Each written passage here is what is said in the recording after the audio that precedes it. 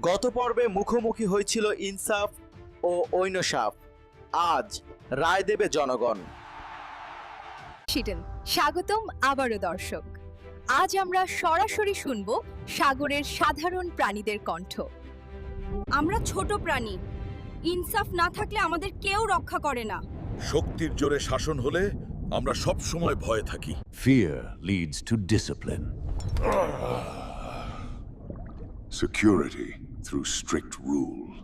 ভয় দিয়ে শান্তি আনা যায় না। ইনসাফ দিলে মানুষ নিজে থেকেই আইন মানে। শক্তি থাকুক, কিন্তু ন্যায়ের অধীনে। জনগণ আজ যা চায়, কাল তা বদলে যায়। শাসককে কঠোর হতেই হয়।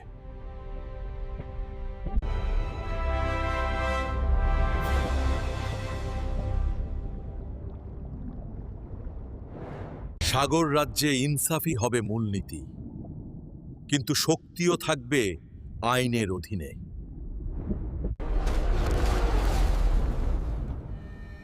কিন্তু অন্ধকারে একটি নতুন ষড়যন্ত্র শুরু।